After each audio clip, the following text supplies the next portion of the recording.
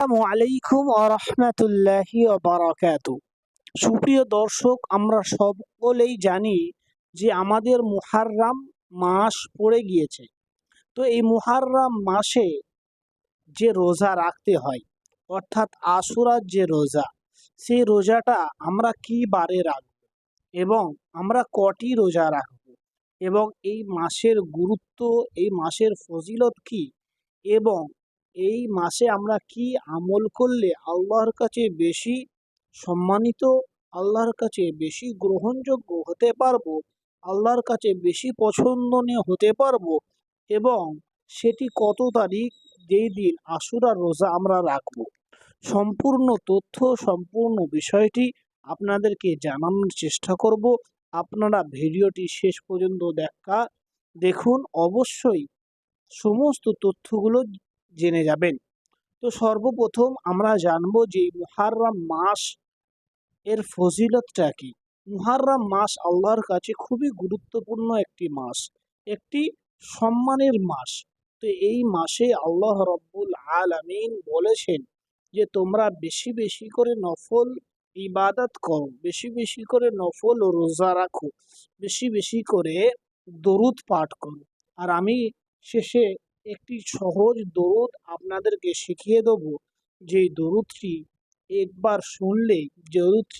একবার শুনলেই আপনাদের মুখস্থ হয়ে যাবে এবং সেই দরুদটি খুবই গুরুত্বপূর্ণ একটি দরুদ। ওই জন্যে অবশ্যই ভিডিওটি শেষ পর্যন্ত দেখার চেষ্টা করি।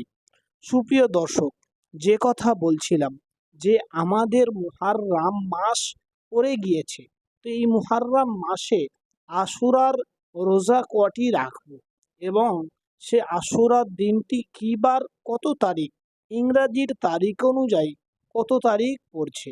সুপ্রিয় দর্শক, সমস্ত জিনিসটি বলবো আপনাদেরকে, অবশ্যই ভিডিওর সাথে থাকুন। তো আমাদের মুহাররম মাস পড়ছে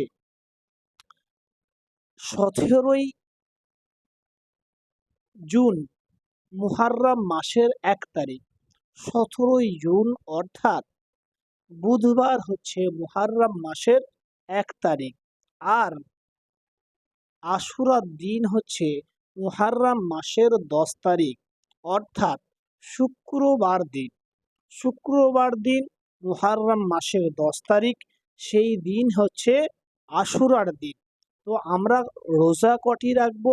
অবশ্যই আমরা আশুরার দিন রোজা রাখার চেষ্টা করব, অবশ্যই রোজা রাখার চেষ্টা করব।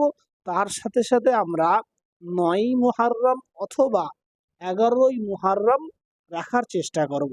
তাহলে আমরা কটা রোজা রাখবো? আমরা অবশ্যই দুটো রোজা রাখার চেষ্টা করব, দুটো রোজা রাখার চেষ্টা করব। কি কি বার? সেটি হচ্ছে শুক্রবার অর্থাৎ আশুরার দিন অবশ্যই রোজা রাখার চেষ্টা করব। তার সাথে সাথে বৃহস্পতিবার অথবা শনিবার দিন রোজা রাখার চেষ্টা করব।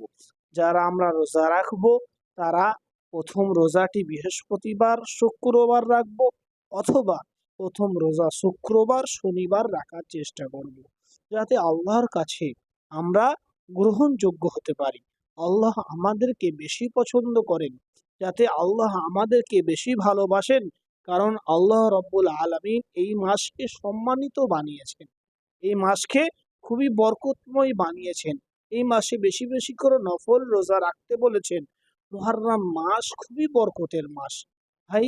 তো আমরা সকলেই চেষ্টা করি এই মাসে বেশি বেশি করে নফল রোজা রাখার। তো আশুরার দিন তো রোজা রাখবো, তার সাথে সাথে যে আল্লাহ রসুল, আল্লাহর হাবিব প্রত্যেক মাসে 3টি করে রোজা রাখতেন, অর্থাৎ 13 তারিখ, 14 তারিখ, 15 তারিখ, যেটা আইয়ামে বীজের রোজা বলা হয়, সেই রোজা রাখারও চেষ্টা করব। যদি আমরা সেই রোজা রাখি তাহলে কিন্তু আমরা আল্লাহর রসুলকে ফলো করলাম, আল্লাহর রসুলের কথা মোতাবিক চললাম। আল্লাহর রসুল যেই দিন রোজা রেখেছেন, আল্লাহর রসুল যেই দিন রোজা রাখতে বলেছেন, সেই দিন আমরা রোজা রাখলাম। তাহলে সকলেই এই মাসকে বেশি বেশি ইবাদত করার চেষ্টা করব আর বেশি বেশি করে দরুদ পাঠ করব। যেই দরুদের কথা আপনাদেরকে বলছিলাম, খুবই গুরুত্বপূর্ণ একটি দরুদ, খুবই সহজ একটি দরুদ। যদি আপনারা এটা আমল করতে পারেন এই মুহররম মাসে, খুবই উপকৃত হবেন। দরুদটি কি আমি বলে দিচ্ছি, আমার সাথে সাথে সকলেই প্র্যাকটিস করে নিই। দরুদটি হচ্ছে সাল্লাল্লাহু আলাইহি ওয়াসাল্লাম। বলুন, সাল্লাল্লাহু আলাইহি ওয়াসাল্লাম, সাল্লাল্লাহু আলাইহি ওয়াসাল্লাম। সুপ্রিয় দর্শক, তো এই দরুদটি আমরা দৈনন্দিন ১০০ বার করে পাঠ করার চেষ্টা করি। ১০০ বার, কমসে কম ১০০ বার পাঠ করার চেষ্টা করি। আমরা যখনই ঘুরি বা ফিরি বা রাস্তায় চলি বা ঘরে বসে থাকি বা শোয়ার সময় বা ঘুম থেকে উঠে এই দরুদটি পাঠ করি। কি দরুদ? সাল্লাল্লাহু আলাইহি ওয়াসাল্লাম। ছোট্ট দরুদ, সকলেই পড়ার চেষ্টা করি। আশা করি আপনারা সকলেই বুঝতে পেরেছেন। ভিডিওটি একটু অন্য মানুষকে শেয়ার করি, যাতে অন্য মানুষেরাও আপনার শেয়ারের মাধ্যমে এই সম্পূর্ণ তথ্যগুলি জানতে পারে। আসসালামু আলাইকুম ওয়া রাহমাতুল্লাহি ওয়া বারাকাতুহু।